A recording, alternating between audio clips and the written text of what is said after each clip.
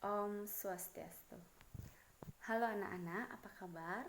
Semoga kalian sehat dan selalu dalam lindungan Tuhan Yang Maha Esa. Sebelum saya melanjutkan materi, saya mengingatkan kalian untuk selalu menjaga kesehatan dengan cara berolahraga dan selalu mengikuti protokol kesehatan walaupun sudah new normal. Jangan sesekali kalian berkerumun. Tetap jaga kesehatan kalian dan selalu berdoa ke hadapan Tuhan Yang Maha Esa agar selalu dilindungi oleh Beliau. Nah, kali ini kita akan melanjutkan materi mengenai surat lamaran pekerjaan. Sebelumnya kita sudah membahas surat lamaran pekerjaan sampai di sistematika surat lamaran pekerjaan. Sekarang kita akan melanjutkan membahas mengenai materi surat lamaran pekerjaan yang selanjutnya.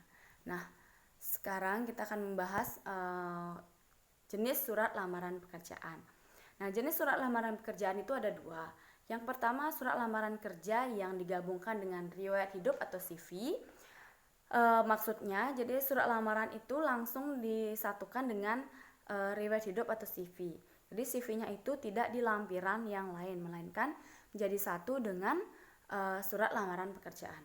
Yang kedua, surat lamaran kerja yang dipisahkan dari daftar riwayat hidup atau CV. Jadi surat lamaran seperti ini CV-nya itu berbeda tempatnya, jadi menggunakan lampiran yang lain, jadi tidak satu kertas dengan surat lamaran pekerjaan. Itu jenis surat lamaran pekerjaan. Selanjutnya ada kaidah kebahasaan surat lamaran pekerjaan. Nah, surat lamaran kerja bisa ditulis berdasarkan sumber informasi di media massa, informasi dari seseorang, pengumuman, permintaan, suatu instansi atau inisiatif sendiri. Nah, contoh dari misalnya di iklan ya. Contoh di iklan pasti menggunakan kalimat seperti ini. Setelah membaca iklan yang dimuat di harian apa, misalnya dimuat di harian Kompas, dimuat di Tribun Bali atau lain sebagainya pada tanggal berapa, yang isinya menyatakan bahwa instansi atau perusahaan Bapak dan Ibu pimpin membutuhkan tenaga kerja apa misalnya, itu dan selanjutnya. Terus untuk informasi yang kedua, informasi seseorang. Jadi informasi dari seseorang. Lamaran kerjanya itu lowongan kerjanya itu dari informasi seseorang. Itu bisa ditulis dengan menurut informasi dari Bapak siapa atau menurut informasi dari Ibu siapa, perusahaan Bapak atau Ibu membutuhkan tenaga kerja sebagai apa, sehubungan dengan hal itu saya bla bla bla dan seterusnya. Seperti itu kalimatnya. Terus untuk pengumuman resmi dari instansi yang membutuhkan tenaga kerja, itu bisa menggunakan kalimat berdasarkan pengumuman nomor berapa, karena ini resmi jadi menggunakan nomor ya, dia menggunakan nomor surat. Jadi yang instansi berikan itu adalah surat bahwa mereka perusahaan atau instansinya itu membutuhkan tenaga kerja. Jadi berisi nomor dan berisi tanggal berapa, tentang penerimaan karyawan bla bla bla dan lain sebagainya dan seterusnya. Nomor 4, permohonan instansi pada sekolah. Nah, ini instansinya sendiri yang memberikan informasi kepada sekolah. Jadi sekolah itu menyampaikan ke pihak yang ingin melamar kerja. Bisa menggunakan kalimat seperti ini. Setelah mendapat informasi dari kepala sekolah tentang permohonan tenaga kerja di perusahaan atau instansi yang Bapak Ibu pimpin, saya bla bla dan seterusnya. Seperti itu kata-katanya. Dan untuk yang kelima itu ada inisiatif sendiri. Nah, inisiatif sendiri ini tidak ada lowongan kerja dimanapun, tetapi kalian ingin melamar kerja, ingin mencoba-coba melamar kerja di suatu instansi atau perusahaan, itu sangat boleh ya. Itu menggunakan inisiatif sendiri. Misalnya saya dulu melamar di SMA Canimas Pancasari, itu tidak tahu informasi dari mana. Jadi saya melamar sendiri dengan inisiatif saya sendiri agar bisa bekerja di SMA Canimas Pancasari. Jadi saya menggunakan kalimat seperti ini. Yang bertanda tangan di bawah ini. Yang bertanda tangan di bawah ini langsung identitas kalian, nama, nomor HP, alamat dan lain sebagainya itu langsung diisi. Dengan ini mengajukan permohonan kerja agar dapat diterima di instansi yang Bapak atau Ibu pimpin. Seperti itu kalimatnya. Baru isi lampiran-lampiran. Itu untuk bagian-bagian surat dari surat lamaran itu bisa ditulis berdasarkan iklan, informasi seseorang, pengumuman resmi, permohonan instansi, dan inisiatif sendiri. Selanjutnya, pembahasan mengenai penggunaan tanda baca.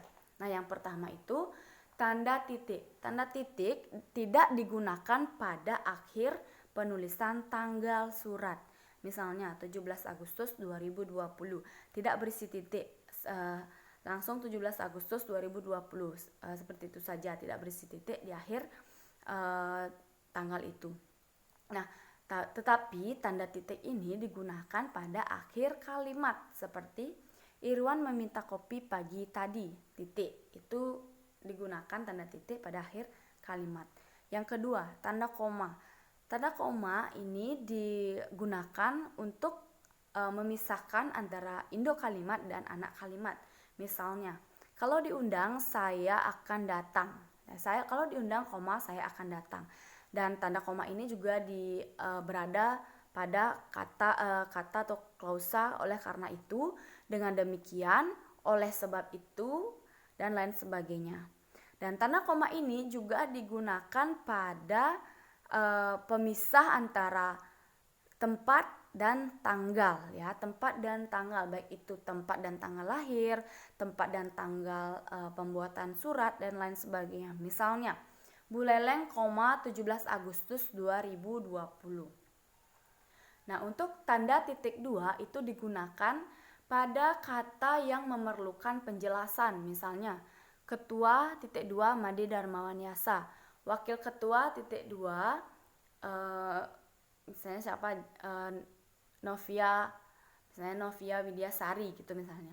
Itu ya, jadi menggunakan titik 2, tanda titik 2 itu digunakan pada kata yang memerlukan penjelasan.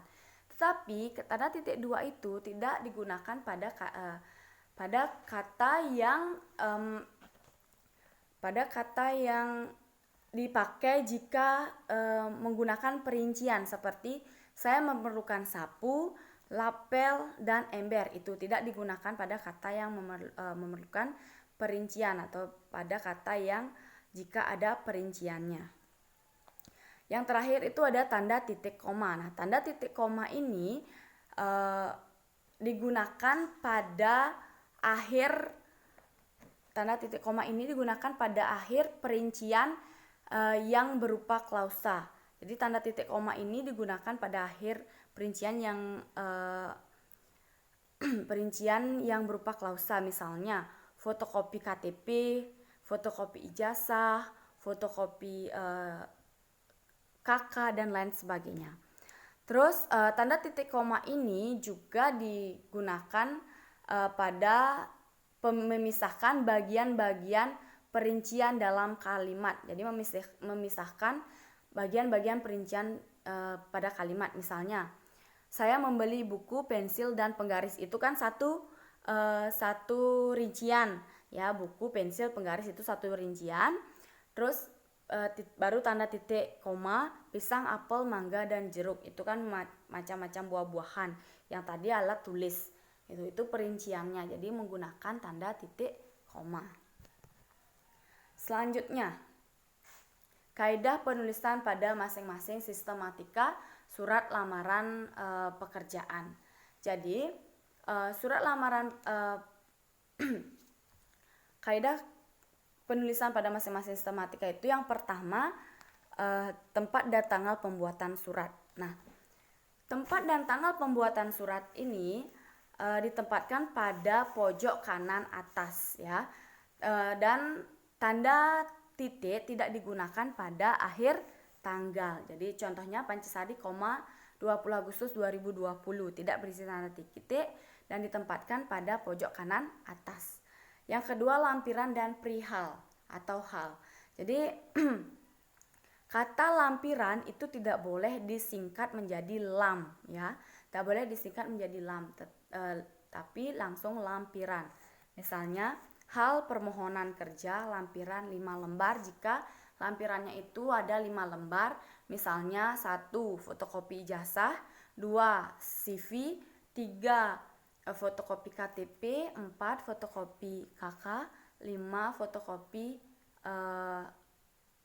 transkrip nilai. Itu misalnya, itu ada 5 lembar lampiran. Yang ketiga, alamat surat. Nah, alamat surat ini tidak menggunakan kata kepada, cukup yang terhormat Bapak Direktur langsung ya. Jadi tidak perlu berisi kepada yang terhormat, tidak perlu, cukup yang terhormat Bapak Direktur langsung seperti itu. Dan alamat disarankan alamatnya itu tidak disingkat, jadi langsung yang terhormat Bapak Direktur PT 63 Jalan Ayani nomor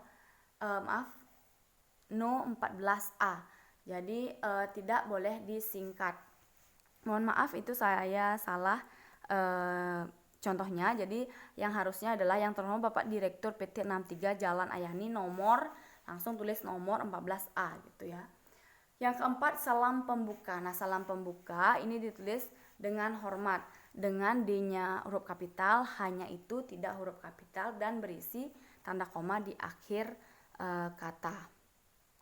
Terus alenia pembuka menggambarkan diri pelamar. Jadi alenia pembuka itu menggambarkan diri pelamar, misalnya identitasnya ya. Menggambarkan diri pelamar itu melamar sebagai apa dan lain sebagainya. Terus yang isinya baru ada identitas dan maksud dan tujuan serta menyatakan lampiran-lampiran. Yang ketujuh ada penutup. Contohnya, demikian surat lamaran pekerjaan ini saya buat dan seterusnya. Yang kedelapan, salam penutup, itu hormat saya. Jadi hanya huruf kapital, S-nya huruf kecil, berisi tanda koma. Yang terakhir ada tanda tangan dan nama terang, isi tanda tangan kalian dan nama lengkap kalian ya.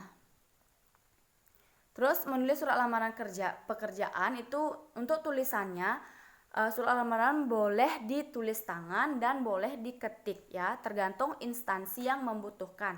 Jika instansi membutuhkan diketik ya diketik, jika ditulis tangan ya ditulis tangan.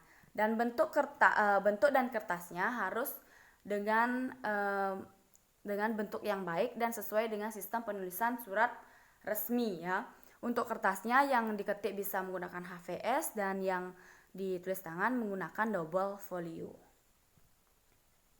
Baik, hanya itu materi kali ini untuk surat lamaran pekerjaan.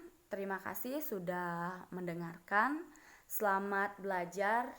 Akhir kata saya akhiri dengan Paramasanti. Om Santi Santi Santi Om.